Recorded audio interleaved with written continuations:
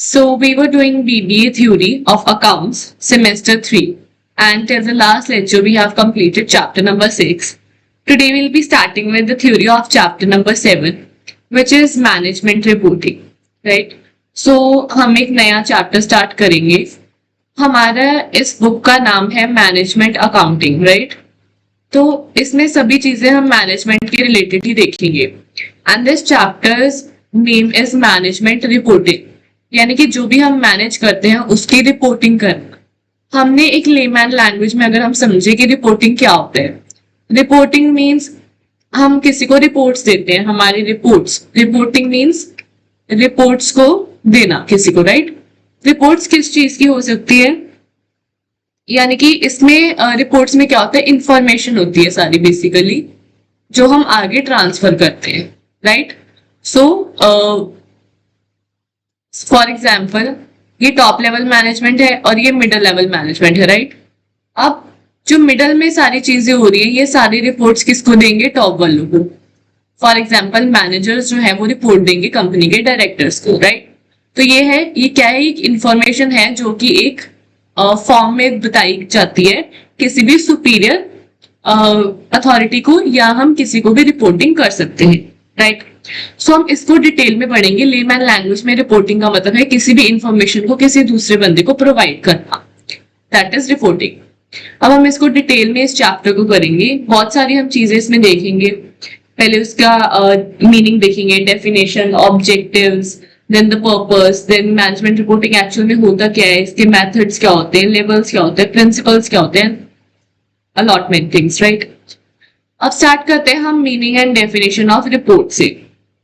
अब पहले रिपोर्ट क्या होता है?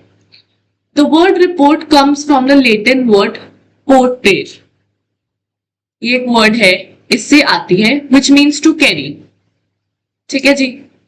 रिपोर्ट का इन शॉर्ट लैटिन में मतलब होता है to carry, right? So report यानी कि अगर हम इसको देखें तो ये दो वर्ड से मिलती है, री और पोर्ट. री का मतलब हमें पता है, री अपीयर फॉर द एग्जाम, कुछ भी री यानी कि दोबारा करना, again. And port means to carry, यानी कि हम अगेन जो it means basically it means to carry information again. अगर हम देखें, री का मतलब है अगेन एंड पोर्ट का मतलब है टू कैरी.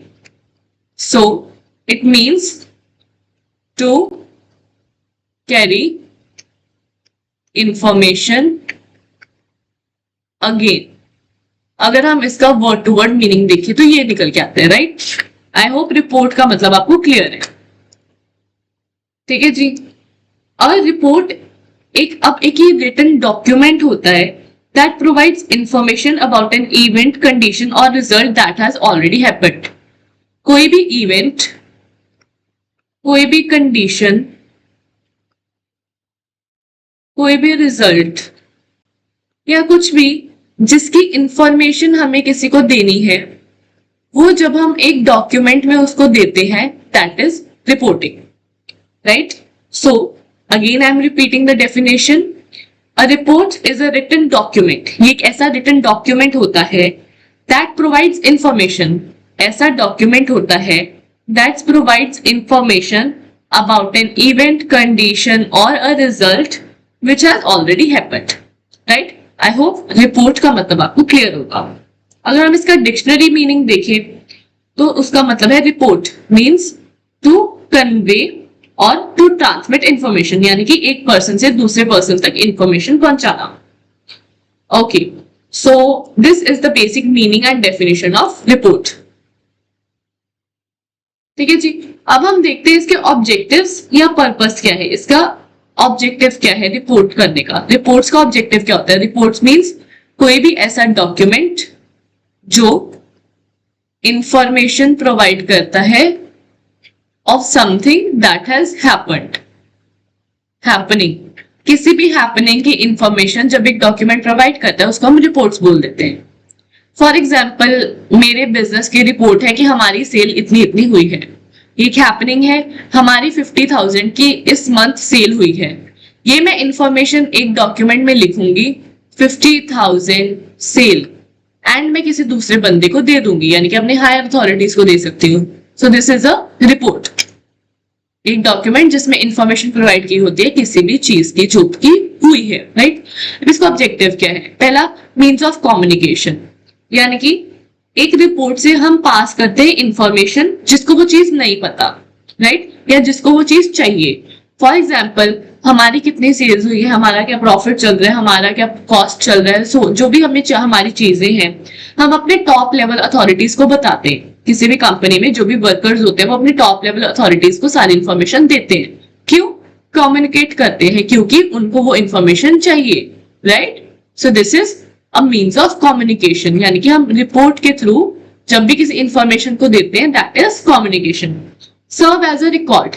अब क्योंकि रिकॉर्ड्स जो है वो फ्यूचर के लिए भी यूज हो सकती है, राइट. अब कोई चीज एक डॉक्यूमेंट पे है, जब भी हमें वो चीज चाहिए होगी तो हम वो डॉक्यूमेंट उठा के देख सकते हैं. सो वो एक रिकॉर्ड की तरह हमारे पास रहता है, यानी कि एक एविडेंस होता है हमारे पास. कोई भी कल को चीज हो जाती है तो हम वो डॉक्यूमेंट लेके इजिली हम कर सकते हैं, दिखा सकते हैं. लीगल रिक्वायरमेंट्स, कुछ रिपोर्ट्स होती है जो लॉ के द्वारा बनाई जाती हैं. Some reports must be made by law. Example, जो एक एनुअल रिपोर्ट होती है, हम कहते हैं ना हमारा सीए ऑडिट की रिपोर्ट बनाता है, तो वो जो ऑडिट रिपोर्ट्स होती हैं, या जो इनकम टैक्स की जो रिपोर्ट्स होती हैं, या जो कंपनी की रिपोर्ट्स होती हैं, ये सारी चीजें एक लीगल रिक्वायरमेंट्स हैं जो कि लॉ के द्वारा बनानी चाहिए.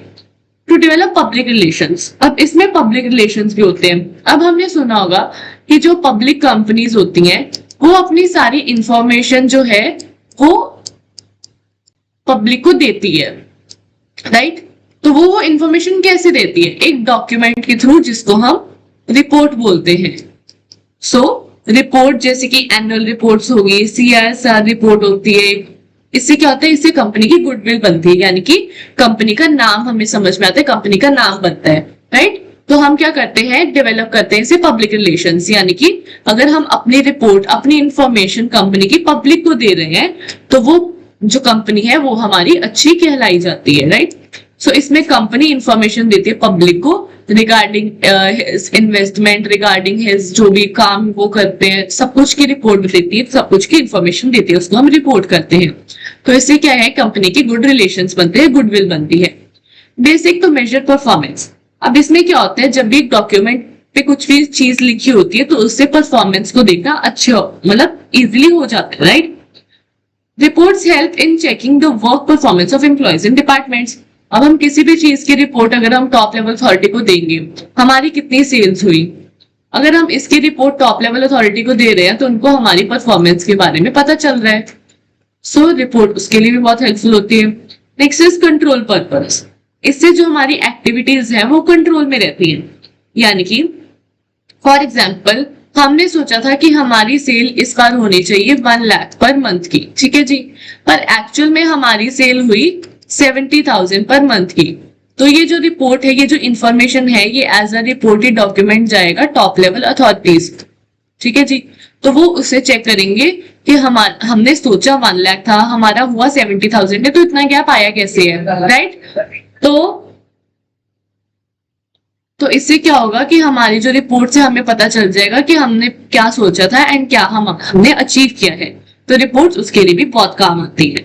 सो रिपोर्ट्स के ऑब्जेक्टिव्स क्या है? पहले तो ये कम्युनिकेट करने में हेल्प करती है, इसका हम एक रिकॉर्ड रख सकते हैं, इसमें लीगल रिक्वायरमेंट्स होती है जैसे कि ऑडिट हो गया, एंड जो भी हमारी जो लाइक इनकम टैक्स की रिपोर्ट होगी या कुछ भी रिपोर्ट्स होगी, कंपनी की रिपोर्ट्स होगी, ठीक है, वो हमें कंपनी बना सकती है. पब्लिक रिलेशंस अच्छे करने के लिए बना सकती है, यानी कि इस पे हम अगर अपनी कंपनी की इंफॉर्मेशन हमने लोगों को प्रोवाइड करनी है, पब्लिक कंपनी जो होती है वो अपनी इंफॉर्मेशन प्रोवाइड करती है थ्रू रिपोर्ट्स, सो दैट उनकी गुडविल अच्छी बनी रही. इसमें परफॉर्मेंस को हम मेजर कर सकते हैं, हम उसको कंट्रोल भी कर सकते हैं, यानी कि एक्चुअल और जो हमने सोचा था उनको हम कंपेयर कर सकते हैं through the reports. I hope this are clear to you. Next आ जाते हैं मैनेजमेंट रिपोर्टिंग. अब हमने सिर्फ अभी तक देखा था रिपोर्ट क्या होती है, हमने यहां तक देखा था रिपोर्ट क्या होती है, राइट. अब हम देखेंगे मैनेजमेंट रिपोर्टिंग क्या होती है. मैनेजमेंट रिपोर्टिंग का मतलब होता है the process of providing information to the management is known as management reporting. Simple language, जो हमें वर्ड से समझ में आ रहा है वही हमने डेफिनेशन में लिख दिया। जो भी रिपोर्ट्स, जो भी हम इंफॉर्मेशन मैनेजमेंट को देते हैं that is management reporting. But हमें कुछ इतना समझ में नहीं आया, राइट? चलो इसको डिटेल में देखते हैं। Supplying information to the management regularly so that they can take decisions. अब क्या होता है, अब इसमें, अब वही मैंने आपको बताया जैसे ऊपर, फॉर एग्जाम्पल ये टॉप है और ये मिडल है, ठीक है, हम ये सोच सकते हैं, और ये लोअर लेवल आ गया।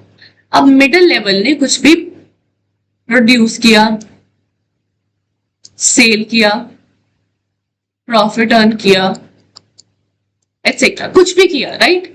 तो उसकी जो रिपोर्ट है, उसकी जो इंफॉर्मेशन है, बेसिकली इंफॉर्मेशन जाती है टॉप लेवल मैनेजमेंट को, ठीक है जी। और टॉप लेवल मैनेजमेंट उसके बेसिस पे डिसीजंस लेती है, राइट?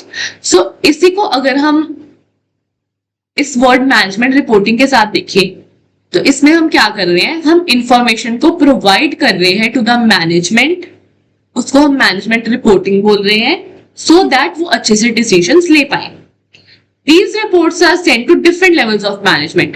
अब जरूरी नहीं है कि ये टॉप को ही भेजा जाए, ये टॉप से मिडल को भी रिपोर्ट्स आ सकती हैं, मिडल से लोअर को भी रिपोर्ट्स आ सकती हैं कि हमने ऐसा ऐसा सोचा था, ऐसा ऐसा हुआ, ठीक है, आप इसको सही करो। या लोअर से मिडल पे भी जा सकती है, मिडल से टॉप पे भी जा सकती है। कैसे भी तरीके से इंफॉर्मेशन जो है वो शेयर हम कर सकते हैं। जरूरी नहीं कि रिपोर्ट हम हायर लेवल अथॉरिटीज को ही देते हैं, हमें भी कई बार रिपोर्ट्स मिल सकती है। Reports is basically the information, and information कोई भी किसी को दे सकता है, राइट? अब इससे क्या होता है, इससे हम अपनी परफॉर्मेंस अच्छे से जज कर पाते हैं, एंड अगर कुछ खराबी हो रही है तो उसको हम अच्छे से ठीक कर सकते हैं। So this is management reporting. जो भी इंफॉर्मेशन हम मैनेजमेंट को दे रहे हैं दैट इज मैनेजमेंट रिपोर्टिंग, ठीक है जी। अब आ जाते हैं इसके मेथड्स। अब इसके मेथड्स में पहला आता है रिटन रिपोर्टिंग। अब रिटन रिपोर्टिंग नाम से समझ में आ रहा है, रिटन रिपोर्ट सबसे कॉमन होती है। इसमें जो है वो फॉर्मल फाइनेंशियल स्टेटमेंट्स होती हैं पहले तो, ठीक है जी। A number of written reports may be sent to different levels of management. The reports may be, अब रिपोर्ट्स इनमें से कोई भी हो सकती है। पहला, फॉर्मल फाइनेंशियल स्टेटमेंट्स भी हो सकती है, ऐसी स्टेटमेंट्स जो विद एनी और सम ऑफ द फॉलोइंग, यानी कि इसमें एक्चुअल फिगर्स भी हो सकते हैं against the budgeted ones, comparative accounting statements given information at the different time period. मैं आपको बताया ना, actual figures against the budgeted ones. 1 lakh हमारा बजट था, 70,000 हमारी एक्चुअल प्रॉफिट निकल के आया, तो उसकी जब हम रिपोर्ट बनाते हैं that is formal financial statement. ऐसे ही कंपैरेटिव अकाउंटिंग, हमने चैप्टर 2 में अगर आपको याद हो पढ़ा होगा, कंपैरेटिव अकाउंटिंग यानी कि हम 2 या 2 से ज्यादा सालों को कंपेयर करते हैं इसमें। तो उसकी भी जब हम पीरियड ऑफ टाइम आ गया ना, तो उसकी भी जब हम रिपोर्ट बनाते हैं तो उसमें 1 साल और दूसरा साल मेंशन होता है, ईयर 1, ईयर 2 एंड ईयर 3। हम 3 सालों को कंपेयर कर रहे हैं, तो उसकी भी जो बजट है वो जब हम ऊपर प्रोवाइड करते हैं, इसको हम फॉर्मल फाइनेंशियल स्टेटमेंट बोलते हैं। नेक्स्ट आ जाता है, और कैसी रिपोर्ट हो सकती है रिटर्न में, टेबुलेटेड इंफॉर्मेशन, यानी कि इसमें क्या होता है, डाटा प्रेजेंटेड इन टेबल्स। इसमें टेबल्स के थ्रू, यानी कि ऐसे टेबल्स बनाए जाएंगे, ऐसे कॉलम्स के साथ टेबल्स बनाए जाते हैं, या ऐसे चार्ट्स बनाए जाते हैं। तो ऐसे जब इंफॉर्मेशन प्रोवाइड होती है सेल्स की, प्रोडक्ट की, एरिया की, टाइम पीरियड की, तो ये सारी हो जाती है टेबुलेटेड इंफॉर्मेशन, यानी कि ये भी राइटिंग में, यानी कि कुछ भी लिख के, ठीक है जी। नेक्स्ट आ जाता है अकाउंटिंग रेशियोज।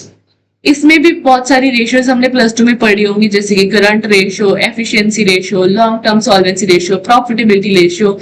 इसको हम डिटेल में नहीं करेंगे, हम एक ऊपर ऊपर से इस चीज को समझेंगे कि ऐसी 3 जो है वो रिटर्न रिपोर्टिंग हो सकती है। पहले तो फॉर्मल फाइनेंशियल स्टेटमेंट जिसमें 2 चीजें आ सकती हैं, फिर टेबुलेटेड यानी कि टेबल्स के फॉर्म में, देन फिर रेशियोज के फॉर्म में जिसमें कि वेरियस रेशियोज आ जाती है जो कि हमें एनालिसिस करने में हेल्प करती है। नेक्स्ट आ जाता है ग्राफिक रिपोर्टिंग। ग्राफिक रिपोर्टिंग यानी कि नाम से ही समझ में आ रहा है ग्राफ्स, या हम इसको बोल सकते हैं चार्ट्स, डायग्राम्स, ठीक है जी, पिक्चर्स, नाम से समझ में आ रहा है graphs, right?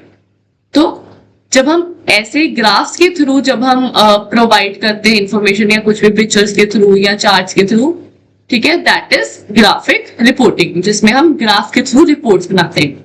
Next is oral reporting. Oral oral means बोलना, जैसे कि ग्रुप मीटिंग्स होगी, कन्वर्सेशन होगी, जो ये बोलने वाली जो होती है ना, एक सिर्फ लिमिटेड होती है। यानी कि इस पे सपोज अगर हमने कुछ लीगल एक्शन लेना हो किसी भी रिपोर्ट के थ्रू, तो हमारे पास वो रिपोर्ट है ही नहीं दिखाने के लिए, क्योंकि हमने तो ऑरल किया था, ठीक है जी। अब डिसीजन मेकिंग में भी कई बार ये नहीं हो सकती, क्योंकि है ना बहुत सारे लेवल्स ऑफ मैनेजमेंट होते हैं एंड काम करना थोड़ा सा डिफिकल्ट होता है। तो अगर हम सिर्फ इंडिविजुअल ओरली बात करेंगे तो वो कुछ लाइक जो कुछ भी है कंफ्यूजन आ सकती है। सो ओरल यूजुअली नहीं होती, ग्रुप मीटिंग्स वगैरह कम होती है, बट जो रिपोर्ट्स होती है वो एक्चुअली रिटर्न या ग्राफिक रिपोर्टिंग होती है। सो ये कुछ मेथड्स थे रिपोर्टिंग करने के, राइट। अब रिक्वायरमेंट की क्या है एक गुड रिपोर्ट की? एक अच्छा रिपोर्ट हमें क्यों चाहिए? सपोज मैंने I am an employ in a company, ठीक है, मैं एक एम्प्लॉय हूँ, मैंने सेल्स की है इस बारी, बहुत अच्छी हुई है मेरी सेल्स, यानी कि मेरी सेल्स हुई है सपोज 1 लाख की पर मंथ, राइट। मेरी सेल्स बहुत अच्छी हुई है, मैं न्यू एम्प्लॉय हूँ, ठीक है। तो अब मैंने क्या बताना है, मैंने रिपोर्ट बतानी है ये ऑल लेवल्स ऑफ मैनेजमेंट को, ठीक है जी। बट अगर ये रिपोर्ट अच्छी ही नहीं होगी तो उसमें कुछ इंफॉर्मेशन ही नहीं समझ में आ रही। अब इसमें कुछ इंफॉर्मेशन में ही समझ में नहीं आ रही, मैंने पता नहीं कुछ भी लिखा हुआ है इस रिपोर्ट में, तो किसी को कैसे पता चलेगा कि मैं क्या बताना चाह रही हूँ? जो इंफॉर्मेशन मैं बताना चाह रही हूँ, कम्युनिकेट करना चाह रही हूँ, अगर वो इंफॉर्मेशन ही मैंने अच्छे से नहीं लिखी होगी, प्रेजेंट नहीं की होगी, तो किसी को नहीं समझ में आएगा। टॉप लेवल वाले शायद मेरी बातों को समझ जाएं, बट लोअर लेवल वाले नहीं समझेंगे कि मैं क्या बोलने की कोशिश कर रही हूँ, राइट। तो हमें जो रिपोर्ट है वो बहुत अच्छे से बनानी होती है। वो क्यों? पहली चीज आ जाती है गुड फॉर्म ऑफ कंटेंट, यानी कि इसमें वेल स्ट्रक्चर्ड होना चाहिए, वेल स्ट्रक्चर्ड रिपोर्ट होनी चाहिए। यानी कि इसमें प्रॉपर टाइटल होना चाहिए, एक रिपोर्ट का टाइटल होना चाहिए, हेडिंग सब हेडिंग्स होनी चाहिए, इसमें पैराग्राफ्स एकदम क्लियर होने चाहिए, पता लगना चाहिए कि हमने क्या लिखे है, राइट। अगर कुछ नंबर या कुछ नंबर्स इंक्लूडेड है तो सिर्फ इंपॉर्टेंट टोटल्स। फॉर एग्जाम्पल मैंने ये नहीं बताना ऐसे ऐसे ऐसे ऐसे हमारी सेल हुई, इतनी बड़ी रिपोर्ट नहीं बना देनी। मेरा टोटल क्या है, टोटल इज माई 1 लाख, मैंने वो मेंशन करना है ताकि सबको वो पता चले। सो जो भी इंपॉर्टेंट टोटल्स है मैंने वो लिखने, यानी कि गुड फॉर्म ऑफ कंटेंट होना चाहिए, वेल स्ट्रक्चर्ड रिपोर्ट होनी चाहिए। एक ऐसी रिपोर्ट होनी चाहिए जिसमें ऊपर हेडिंग हो, फिर सब हेडिंग हो, फिर उसके नीचे नीचे नीचे नीचे नीचे नीचे पैराग्राफ्स हो एंड नीचे एक सब टोटल बनाओ, ठीक है जी। इंपॉर्टेंट जो मेरे को चाहिए। नेक्स्ट है सिंप्लिसिटी। आगे आ जाता है सिंप्लिसिटी, यानी कि एकदम सिंपल, एकदम क्लियर एंड एकदम नॉन टेक्निकल वर्ड्स में होनी चाहिए। यानी कि इसमें कुछ कॉम्प्लेक्स वर्ड, कुछ मुश्किल वर्ड्स एक रिपोर्ट में नहीं होने चाहिए। कुछ चार्ट्स, कुछ फिगर्स, ये सारी चीजें होनी चाहिए ताकि इजीली समझ में आ जाए सबको। मेरी एक रिपोर्ट इजीली सबको समझ में आ जाए, हमें वैसी रिपोर्ट चाहिए। अगर किसी को समझ में नहीं आ रहा तो उस रिपोर्ट का बनाने का कोई फायदा नहीं है, राइट। नेक्स्ट इज प्रॉम्प्टनेस, यानी कि इसमें अ report should be submitted on time. Promptness means submitted on time. ये भी बहुत ज्यादा इंपॉर्टेंट होती है। अगर डिलेड रिपोर्ट होगी, सपोज मेरे को एक रिपोर्ट चाहिए 31 मार्च को, ठीक है, और मेरे पास वो रिपोर्ट आ रही है, मेरे को चाहिए इतने को, बट मेरे पास वो रिपोर्ट आ रही है 3 अप्रैल को। जब मेरे को चाहिए ही 31 मार्च को थी, तो क्या मेरा 3 अप्रैल को कुछ फायदा है उस रिपोर्ट का? That will be useless for me. So एक अच्छी रिपोर्ट सबमिटेड ऑन टाइम होनी चाहिए। नेक्स्ट इज रिलेवेंसी, यानी कि हमने सिर्फ रिपोर्ट उनको भेजनी है, only send report to those who need it. जिस बंदे को वो रिपोर्ट चाहिए हम उसी को भेजेंगे। जब मेरे को चाहिए नहीं वो रिपोर्ट, अब suppose I am a labourer, ठीक है, मैं एज अ लेबर काम करती हूँ, मैं सामान प्रोड्यूस करती हूँ या मैं कुछ भी करती हूँ, ठीक है। सपोज मैं झाड़ू लगाती हूँ, एक फैक्ट्री है, उसमें मेरा सफाई का काम है।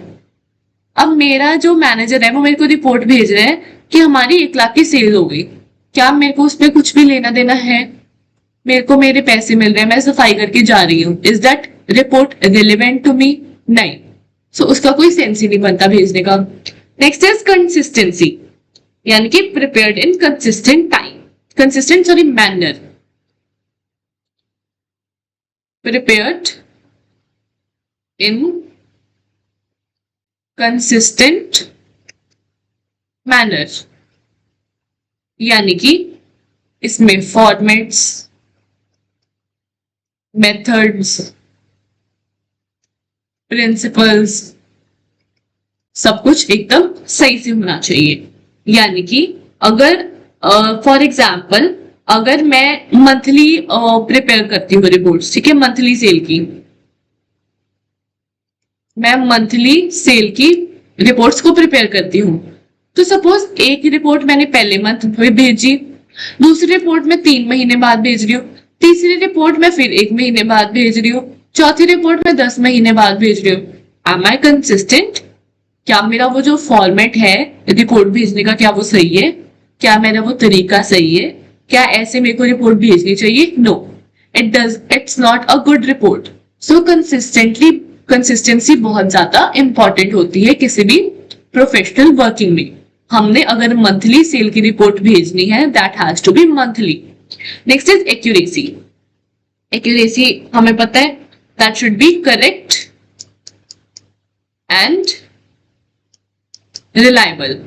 वो रिपोर्ट एकदम करेक्ट यानी कि एकदम सही और सटीक होनी चाहिए, यानी कि कुछ भी आलतू फालतू चीजें उसमें नहीं लिखनी। अगर मेरी 1 लाख की सेल हुई है तो मैं 1 लाख सेल ही वहां पे लिखूंगी। मैं 1,20,000 नहीं लिख सकती या मैं 90,000 नहीं लिख सकती, मैं 1 लाख ही लिखूंगी। That should be accurate.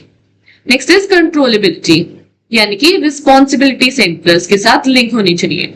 अब हमने 6 चैप्टर में पढ़ा होगा रिस्पॉन्सिबिलिटी सेंटर्स, जिसमें हमने देखा कॉस्ट सेंटर, जिसमें हमने देखा investment centre, revenue centre, and हमने और क्या देखा था, एक और था हमारा प्रॉफिट सेंटर। ठीक है जी। तो ये जो रिस्पॉन्सिबिलिटी सेंटर्स होते हैं, इनके साथ रिपोर्ट्स जो है वो लिंक्ड होनी चाहिए, बिकॉज वही चेक करेंगे कि क्या सपोज हमारी जो सेल की रिपोर्ट है या जो हमारी कॉस्ट की रिपोर्ट है वो कॉस्ट सेंटर में जानी चाहिए, सो दैट हम अच्छे से देख पाए कि क्या हमारे बजट के अकॉर्डिंग सारी चीजें बन रही है या नहीं, right. Next is cost consideration. अब the cost of preparing a report should be not more than its benefit. अब सपोज मेरी कुछ भी कह लो, मैं सपोज मैंने 50 रुपीज बताने हैं अपनी रिपोर्ट में, और मेरी पर जो रिपोर्ट है वो बन रही है 150 रुपीज की। Should I send that report? Should I make that report? No. Not expensive prepared report, यानी कि अगर मेरे को रिपोर्ट को बनाने में खर्चा ज्यादा आ रहा है तो मैं उस रिपोर्ट को नहीं बनाऊंगी अगर मेरे को जरूरत नहीं है। For example small shop. अब क्या इनको रिपोर्ट्स की जरूरत है? छोटी सी किराने की दुकान है, क्या इसको रिपोर्ट की जरूरत है? No. So that has to be cost consideration. एक रिपोर्ट को बनाने में 200 रुपए आ रहा है, तो रिपोर्ट भेजेंगे किसको? वही छोटी सी किराने में अपने एम्प्लॉय को क्या अपने मालिक को? जरूरत ही नहीं है 200 रुपए खर्चने की। So there is no need for unnecessary reports. Next is comparability, यानी कि जो रिपोर्ट्स है, फॉर एग्जाम्पल मैंने मार्च में सेल की रिपोर्ट भेजी, ठीक है, फिर मैंने अप्रैल में सेल की रिपोर्ट भेजी, फिर मैंने मई में सेल की रिपोर्ट भेजी, ठीक है जी।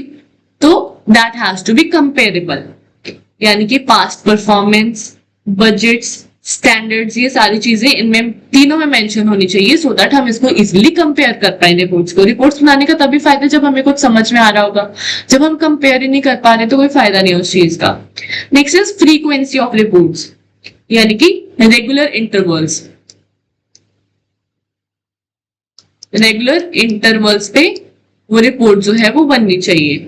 अगर वीकली रिपोर्ट है तो वीकली बननी चाहिए, मंथली है तो मंथली बननी चाहिए। अगर ईयरली रिपोर्ट बनाते हैं हम किसी कंपनी में तो ईयरली बननी चाहिए। That has to be consistent और फ्रीक्वेंसी जो है वो सेम होनी चाहिए। सो ये चीजें होती है कुछ जो गुड रिपोर्ट की पहचान होती है। पहले अच्छा गुड फॉर्म होनी चाहिए, उसका वेल स्ट्रक्चर्ड सारा फॉर्मेट होना चाहिए, एकदम सिंपल एंड क्लियर होनी चाहिए, सबमिटेड ऑन टाइम होनी चाहिए, सिर्फ उनको भेजनी है जिनको जरूरत है, कंसिस्टेंसी होनी चाहिए, एक्यूरेसी एकदम सही होनी चाहिए, उनको रिस्पॉन्सिबिलिटी सेंटर्स में भेजना है सो दैट वो सारा कंपैरिजन कर पाए। अगर रिपोर्ट जो है वो बहुत ज्यादा एक्सपेंसिव बन रही है तो हमें बनाने की जरूरत नहीं है, कंपेरेबल होनी चाहिए। अगर हम पिछली बार से देखें और अब वाली रिपोर्ट्स को कंपेयर करें तो हमें कुछ फायदा होना चाहिए उस चीज का। फ्रीक्वेंसी ऑफ रिपोर्ट्स, अगर हम वीकली भेज रहे हैं वीकली रिपोर्ट्स भेजनी है, मंथली भेज रहे हैं तो मंथली भेजनी है, हमने ज्यादा टाइम इधर उधर नहीं करना। So these are the requirements of a good report in a company so that हमें इंफॉर्मेशन जो है वो सही से मिल पाए। अब ये जो सारी जो मैंने आपको चीजें बताई हैं ये बहुत बड़ी बड़ी पैराग्राफ्स में लिखी हुई हैं। If you want to read you can read, but जितना मैंने बताया उतना सफिशिएंट है। एंड आप ऐसे जैसे ये 3-4 लाइन्स में बताया, 3-4 लाइन्स में बताया, आप ऐसे लर्न कर सकते हैं एंड आप खुद ब खुद लिख सकते हैं। So this is very easy topic, right, जितना भी हमने जब तक देखा, राइट। आगे आ जाता है जी kinds of reports. Okay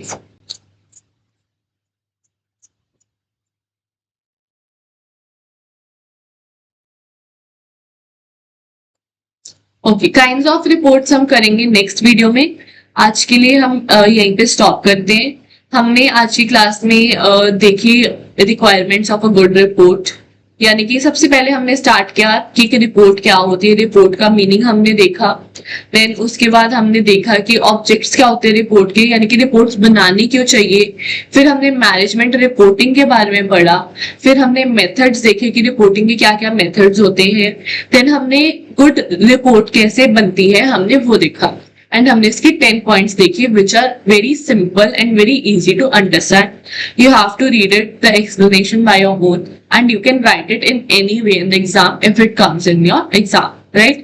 So in the next lecture we'll complete the further details or further topics of the chapter.